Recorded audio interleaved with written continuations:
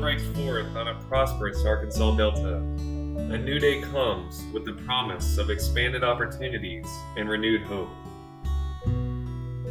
But the Delta is also a harsh land, an unforgiving land. Its soils rich with the history of hardship and failure, plowed over again and again and again. Struggle, subsistence living, and the continued structures of inequality and indebtedness. From the first peoples who inhabited this prehistoric territory, native swamps shadowed beneath the thick canopy of cypress forests. They cleared the forest and they cultivated their irrigated fields. The wealth of northern sediments seeding the alluvial plains along the path of the Mississippi's flows southward. From their farming they brought forth great city-states, centered about ceremonial man-made mounds. They flourished for centuries, but suddenly they were gone. Perhaps the deforestation, which made possible the abundance of their harvests, it also, scholars believe, left them vulnerable to mighty floods and once-in-a-century natural events. Regardless, by the time Hernando de Soto was surveying these areas, any sign of the once powerful civilization was gone. The land given back over to swamps and cypress.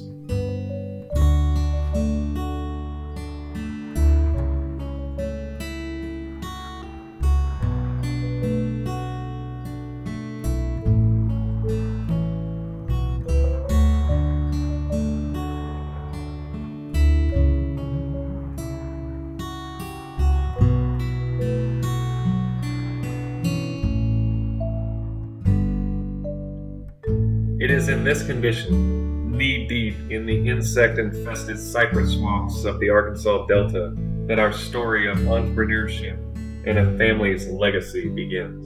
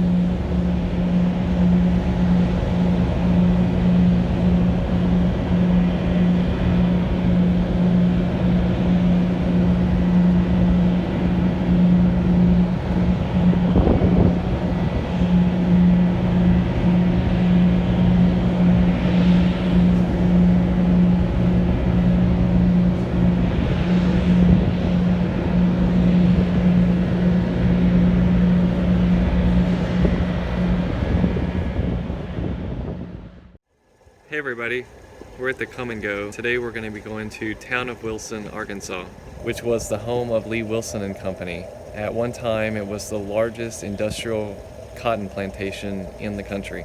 The town was started by an eccentric entrepreneur by the name of R.E.L. Wilson. After he had cleared the land of logging, he found the need to create a company town to support his workers. He owned every building, home, and business in town.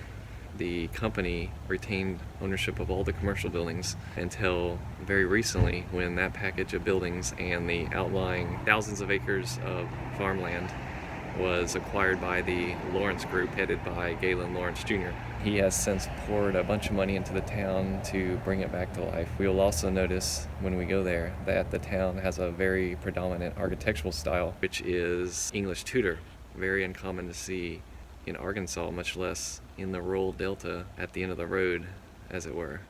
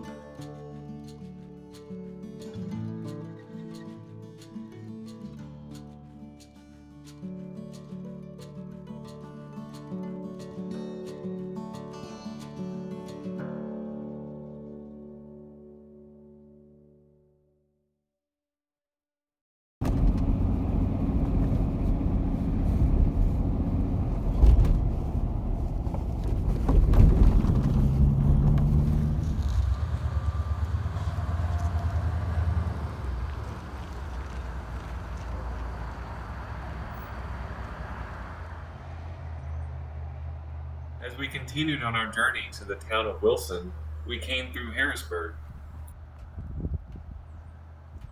And by happenstance, we came by what we later found out was the Verser Clinic Hospital. In January 1949, the Verser Clinic Hospital was opened by Dr. Walter William and son Dr. Joe Verser. Here we stopped in Harrisburg. We found this old building that looks cool. It was a 25-bed facility housed in the former First Baptist Church.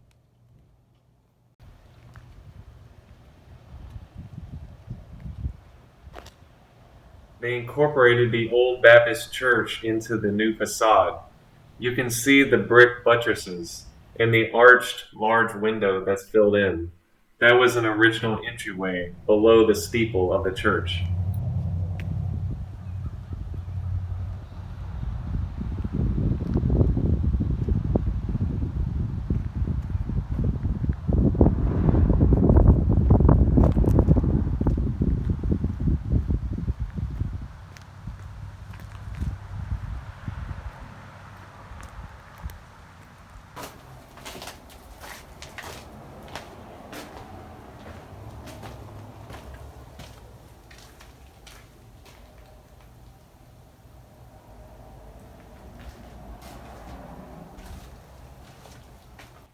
In 1947, Dr. Joe joined his father on the Arkansas State Medical Board, which is a licensing and disciplinary board for physicians. Dr. Joe became secretary in 1949 and remained as such for 43 years until his retirement from that position in 1991.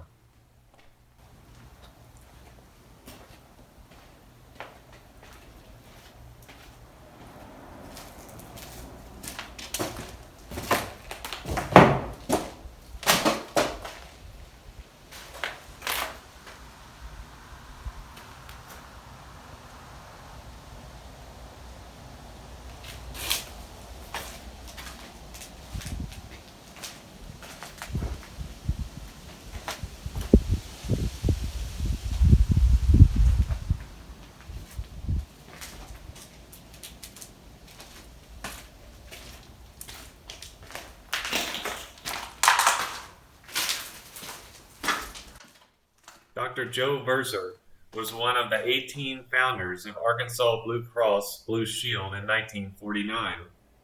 The program offered for individuals, hospitals, and surgical benefits for $1.85 a month. Families, regardless of the size, had the same benefits for $4.35 a month.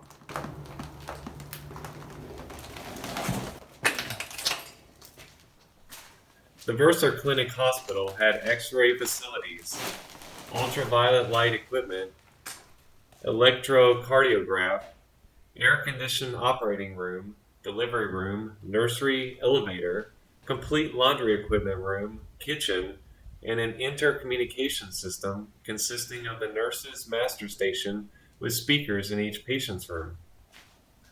Verser Hospital closed in 1973, and Dr. Joe saw patients needing hospital care at Cross County Hospital in Wynne or Methodist Hospital in Jonesboro. He was chief of staff at Methodist Hospital from 1978 to 1979.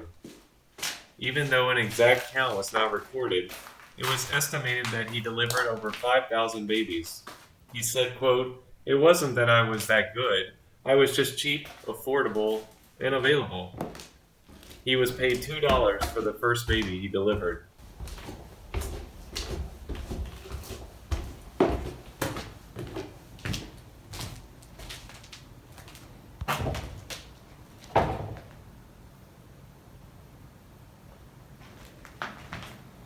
Oh, an elevator shaft. On February 3rd, 1994, while sitting at his desk in an exam room, completing paperwork for a patient, Dr. Verser passed away at the age of 81. He had practiced medicine for over 47 years. The Verser Clinic Hospital is now owned by the Poinsett County Historical Society. Miss Sylvia Evans wishes to preserve and restore the building to be the future home of the Poinsett County Museum. The Verser Clinic Hospital has now been nominated to the listing on the National Register of Historic Places.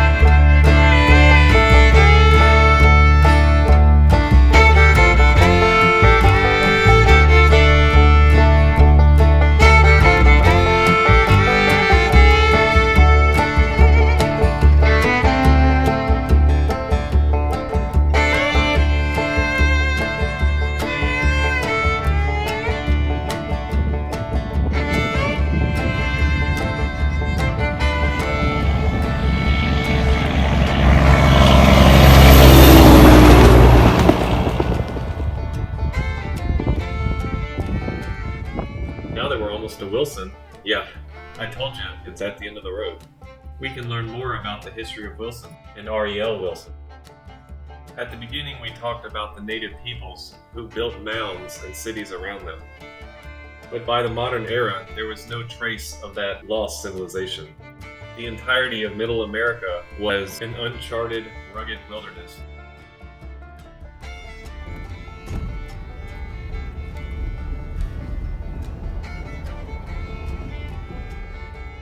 In the early part of the 18th century, there were two earth-shattering events, one literal and one figurative, that shaped the future of this area in America.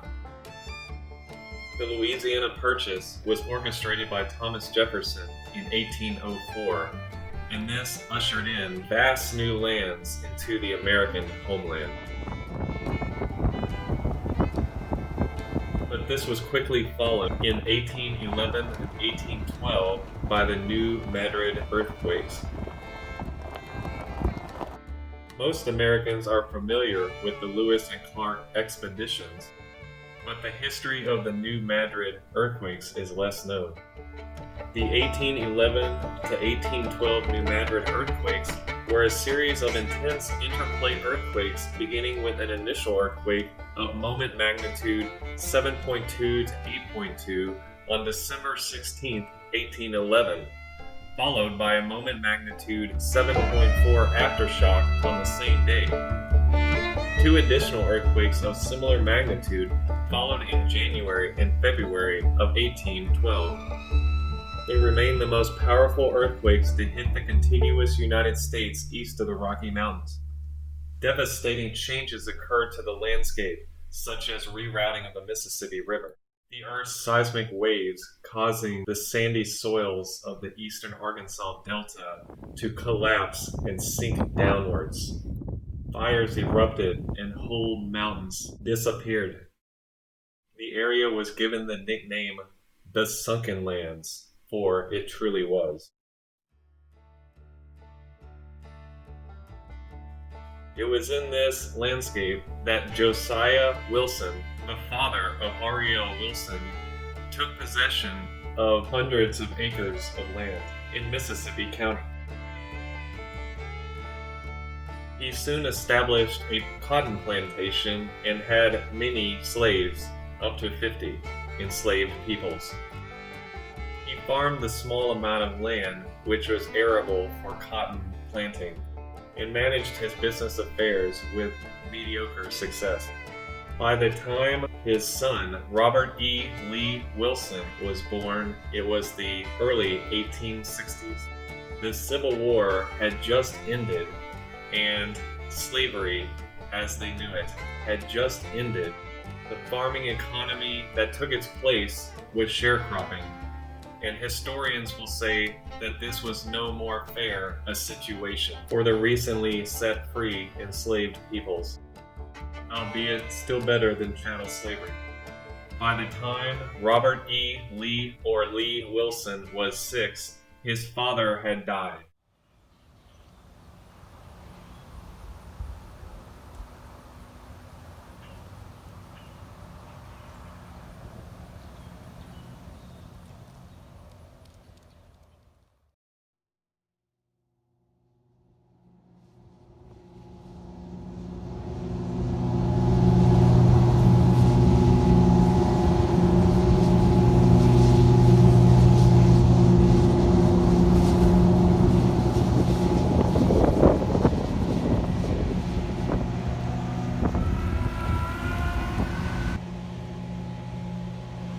With his father deceased, Lee Wilson now confronted a new tragedy, the death of his mother from yellow fever during the yellow fever epidemic of 1878. He was 13 years old. He was sent to live with relatives in Memphis, but soon returned to Arkansas at 15 to work as a wage laborer on a farm near Bassett, where he earned $10 a month. The man who became Boss Lee made a 1-mule, 20-acre cotton crop. Over the next 3 years, he managed to save enough money to buy a small sawmill. When Wilson then traded a portion of his cleared land for 2,100 acres of hardwood timber and went into the logging business. As Wilson's prospects improved, he decided to farm the 160 acres of cleared land he had inherited from his father, plus 120 acres on an adjoining farm, quote, just to get a home for my bride, end quote. His bride was Elizabeth Adam Beale, the daughter of Socrates A. Beale, a recent arrival from Pennsylvania. Lizzie and Wilson were married in 1885. Wilson's marriage led directly to a logging partnership with Socrates Beale. The two opened a sawmill at Golden Lake. Over time, Wilson extended his logging operations deeper into the forest, extending railroads as he went. Around his logging camps grew his company, stores, and towns. The towns were named Marie and Victoria after his sisters, and also Keyser, Evandale, R.E.L, and Wilson. Wilson was founded in 1886. Most lumbering companies sold their freshly cut timberlands, but not Boss Lee. He chose to clear and drain his properties. Over many centuries, constant floods had laid down some of the richest alluvial soils in the world. It was in these deep, black, rich lands that Wilson began to plant cotton. The arrival of the Kansas City, Fort Scott, and Memphis Railway proved to be a tremendous boon to Lee Wilson and Company, allowing him to market their timber more quickly and far more cheaply than he had before. In time, Boss Lee owned about 45,000 acres of Delta land. Wilson's strong work ethic and keen eye for business opportunities quickly made him one of the largest landowners in Arkansas. Though he suffered under the strains that plagued all Southern farmers in the early 20th century, his philosophy of diversification would make Lee Wilson and Company a profitable operation throughout the century.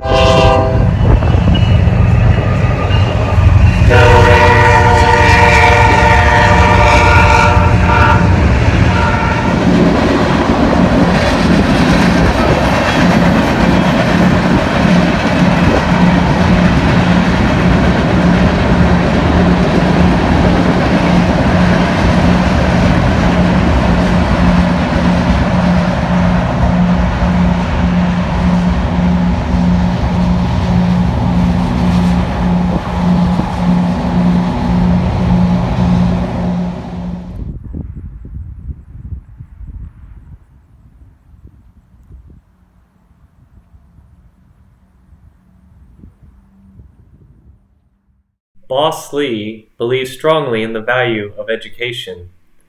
He donated the land and paid for much of the construction of the Wilson Elementary and High School buildings in 1920. He served on the boards of trustee at Hendrix College and what then was A&M College in Jonesboro.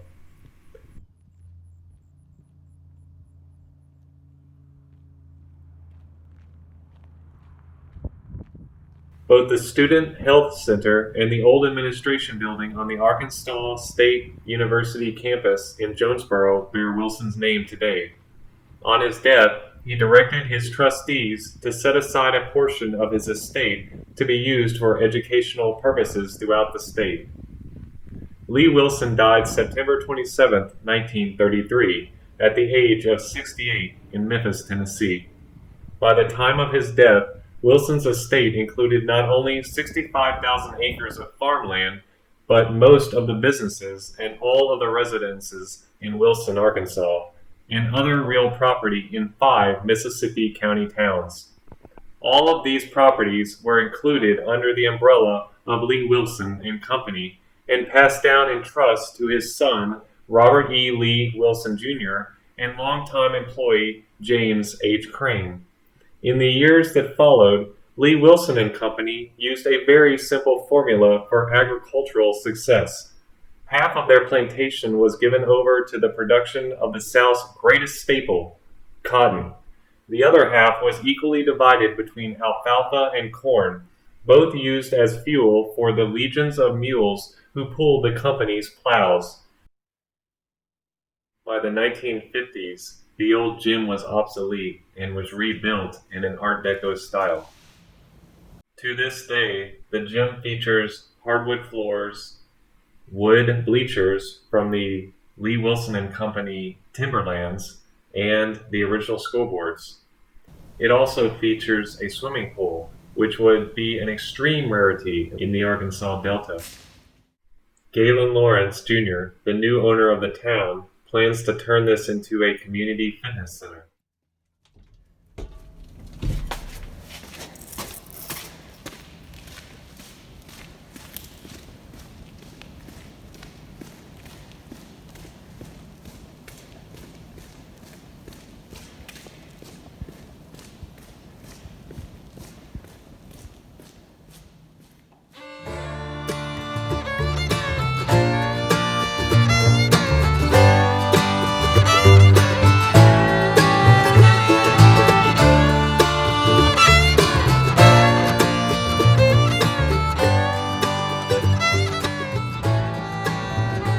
The community of Wilson changed after the Second World War.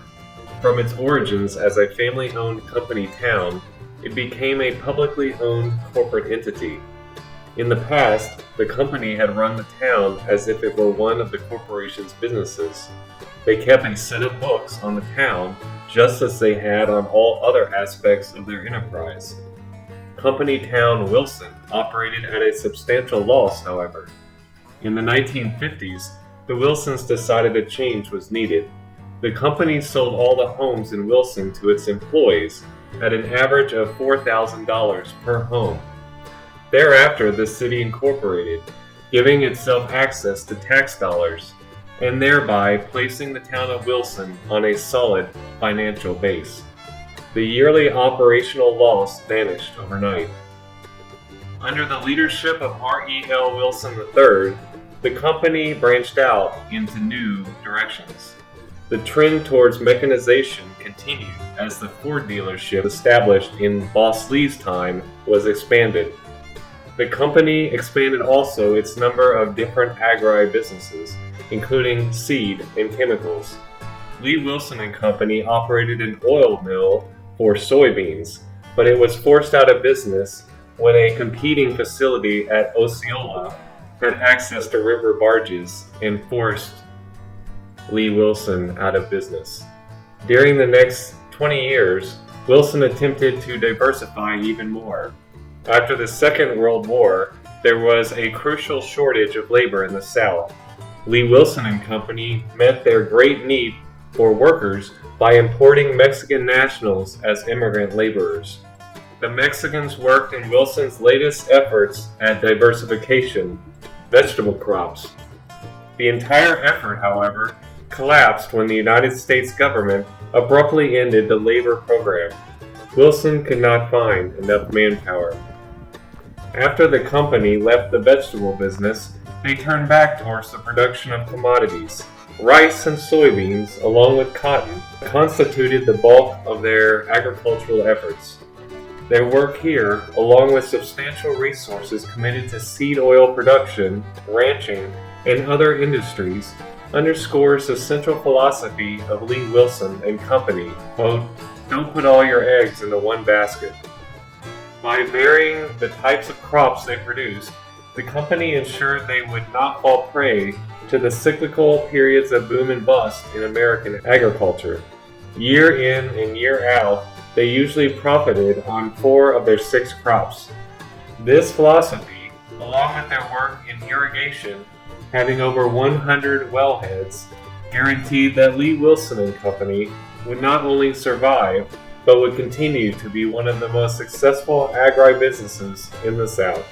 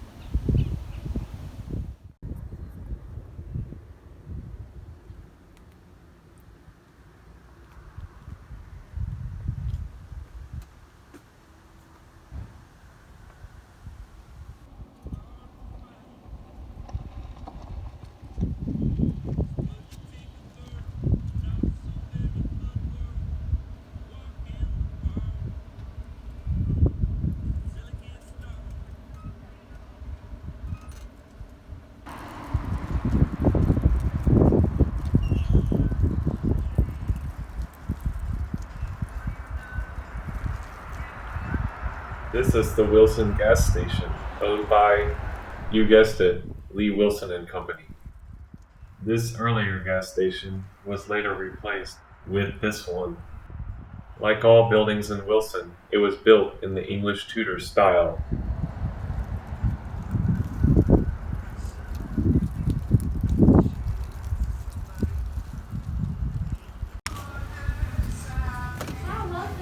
Hey, how's it going?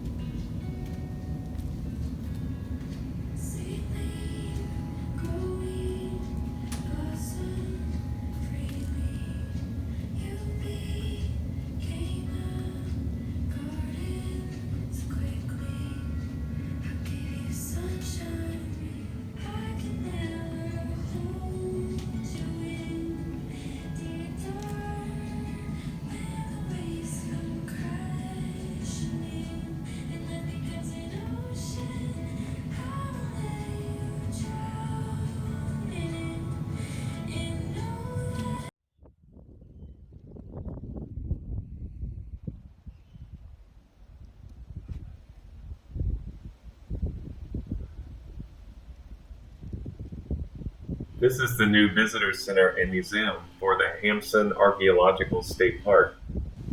The new building was provided by Galen Lawrence Jr. and is the first new building on the square in 50 years.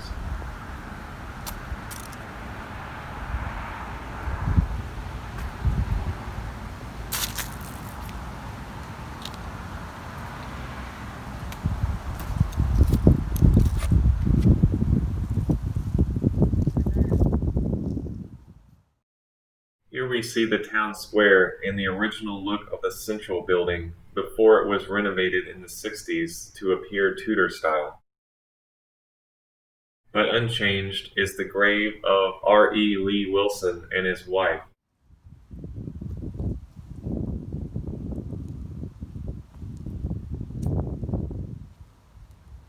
His final resting place in the middle of Memorial Park.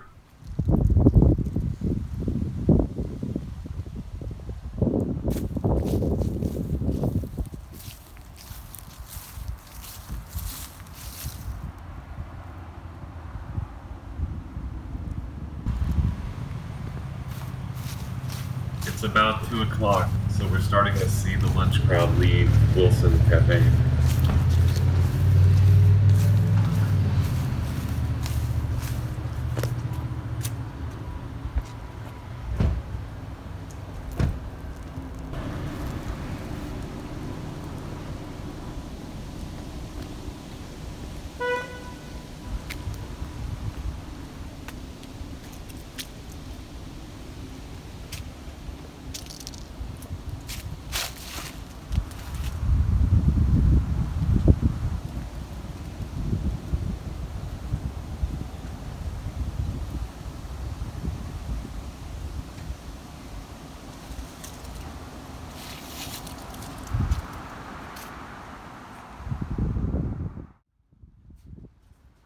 This is the Wilson Cafe, originally known as the Wilson Tavern. It was operated by Lee Wilson and Company, but was segregated by race. We will be back later to eat at the restaurant.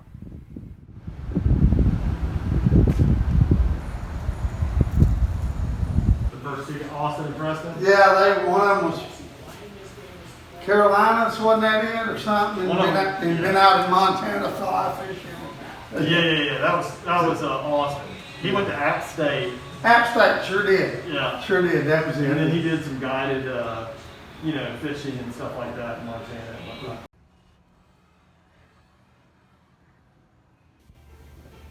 Woke up on the wrong day today. That's easy to do. All right, yeah, I'll drop back down. All right, thank you, ma'am. Hi guys, welcome to Wilson Pharmacy. Hey, How are we doing today? good. How are you? Good.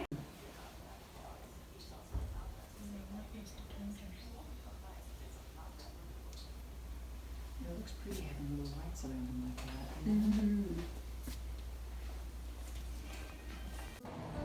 that. It is perhaps fitting that a single man should lay in the town square with his wife, for Lee Wilson was a single-minded man. As historian and author Jeannie Wayne says in her book Delta Empire, Wilson pursued his own version of a new South in the post-Civil War era, and one founded on lumber and cotton. He eventually amassed his estate and organized it as a highly efficient business enterprise capable of sustaining a dynasty into the 21st century. The only other comparable entities in the Mississippi River Valley failed to survive the transition to post-plantation agriculture after World War II. Though the reasons for the Wilson concern's successful negotiation of the post-war period are complex and varied, in the final analysis, Lee Wilson created an entity capable of adjusting to new realities. Perhaps most significantly, his heirs, beginning with his grandson, proved exceptionally skilled at leading the operation through the remarkable transformation that occurred during the post-World War II era. In 2010, however, the heirs surrendered to the next phase of Southern agriculture, a phase witnessing the rise of disinterested and faceless investors who purchase agricultural lands as a part of their investment portfolios and hire expert farmers to manage their estates. For 164 years, from the time that Josiah Wilson purchased a homestead in the Mississippi County swamps to 2010, the Wilsons have been involved in the evolution of Southern agriculture. This latest phase of Southern agriculture will develop without their participation. The first member of the Wilson clan to operate a plantation in Arkansas, Josiah, depended on slave labor. Lee Wilson, like others of his generation, turned to tenancy and sharecropping. He possessed a genius for manipulating new ideas and opportunities when they presented themselves. He accepted implicitly the New South message, for example, looking to the North for investment capital. But he borrowed more than money from the North. He also adopted certain ideas. He employed progressive-era strategies for organizing his business, and impatient with taxes imposed on corporations, he dissolved his corporation and created a trust based on a Massachusetts model that allowed him to work outside government constraints. He recognized opportunity when government could serve his interests, however. He embraced New Deal programs that provided for fresh infusions of cash through the Reconstruction Finance Corporation and the Agricultural Adjustment Administration, and not a moment too soon. His company, like the country itself, was facing the worst economic crisis of its history.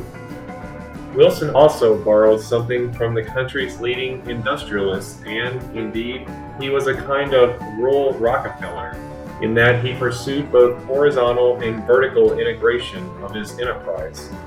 He bought up other farms and plantations, both large and small, and absorbed them into his own organization.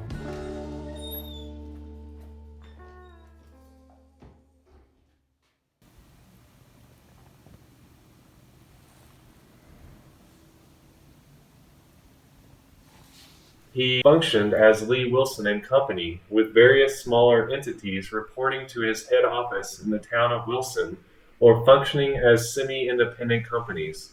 His lumber operation included lumber camps, sawmills, box factories, and lumber distribution outlets in Memphis and St. Louis. His plantation, like many other such large operations, included mercantile establishments, cotton gins, and cotton oil mills, but he also expanded into the cotton factorage business so that he could better market his cotton to textile industries. He built short-line railroads to bring his lumber and cotton to processing and distribution centers, but he also purchased a regional interstate railroad.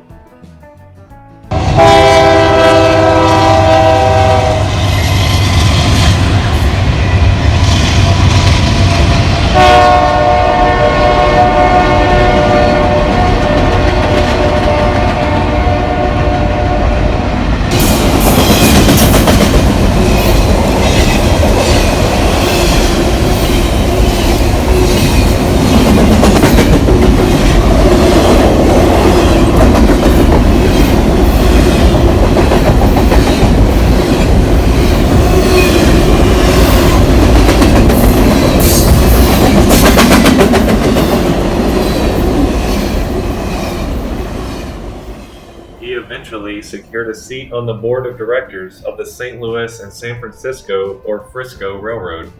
Finally, in order to adequately finance his operations, he formed the Bank of Wilson, which positioned him to establish important relationships with corresponding banks and financial institutions in St. Louis, Chicago, and New York, and he arranged to issue shares of Lee Wilson and Company stock in order to secure fresh infusions of cash. The predominant cash crop of the time was cotton, and it was very labor-intensive. He turned his hundreds of acres into cotton fields, and at the height of the Lee Wilson and Company operations, it was the largest industrial cotton plantation in the world. Now, it took a lot of people to grow, pick, harvest, and produce the cotton, and so there were a lot of workers. We're also in the middle of nowhere, so he found the need to create several towns. Wilson is the largest of those towns and the headquarters of his company. Lee Wilson and Company owned all the buildings in town. Each employee was given a house based on their job and seniority. There was also staff to fill the businesses in town, and the businesses included things like a tavern restaurant, a bank, a barber shop, a department store, a car dealership, a gas station, and also a movie theater. All these people worked for Lee Wilson and Company. Now also, like many company towns and large operations of the time, the workers were not paid in US currency. Instead, they were paid in company script. The company script was then taken to local businesses in exchange for services, but of course, they weren't paid till harvest time, so they had to take out loans from the various stores. The commission they received in the chits never quite made up for it, so they were always in debt to Lee Wilson. We'll also notice that all the buildings in town are of the English Tudor style. Why is this? This is very uncommon in this part of the South, much less eastern Arkansas in the middle of nowhere. Well, R.E.L. Wilson's son, R.E.L. Wilson Jr., took his honeymoon in England in 1928 and fell in love with the English Tudor style. He brought this love back with him, and every subsequent building in town was built in the Tudor style. Even existing buildings, like the central R.E.L. Wilson building, was retrofitted to have a Tudor look. We're going to go and eat at the Wilson Cafe, which is the original tavern.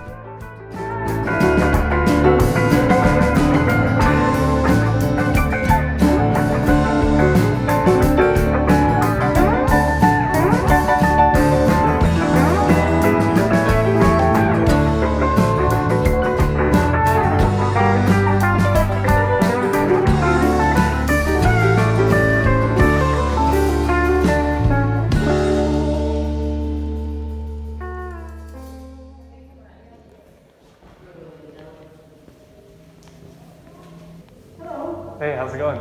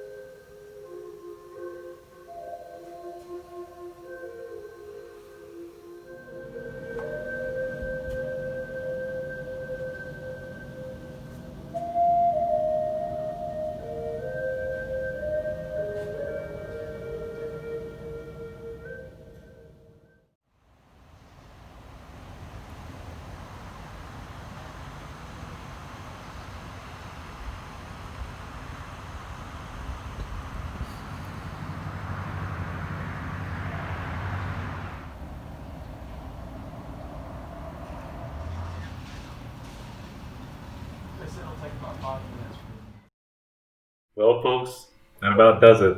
We made it to dinner at the Wilson Cafe. I hope you enjoyed this video, and I hope you learned a little bit about the history of Wilson, Arkansas. And hey, you might run into an old friend the next time you're there.